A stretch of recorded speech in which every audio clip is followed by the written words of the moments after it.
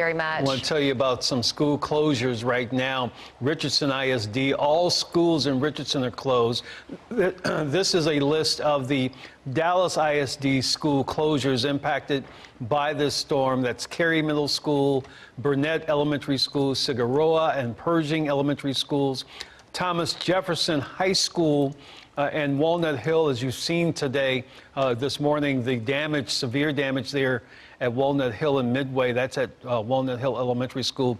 The feeder pattern schools in Richardson ISD, by the way, folks, over 60% of all of those schools in Richardson ISD are in Dallas, and those schools are right there in the storm pattern, many of them. And so Richardson ISD now telling us that those schools are now shut down for operation for students today as well. We should note that the district tells us that students, this is at DISD, if you catch a bus at one of the impacted DISD schools and you go to a magnet program or a choice campus, from those impacted schools you see listed there, if you catch a bus there, those bus routes will not be operating.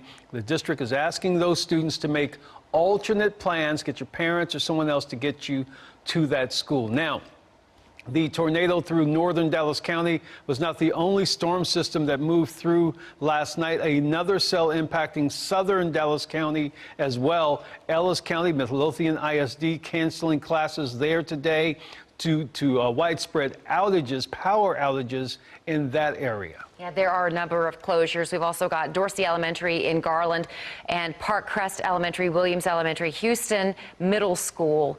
All other Garland ISD schools are going to be open, though, and Grand Prairie High School had an outage, so they are opening late. They're going to be opening at 10 o'clock this morning.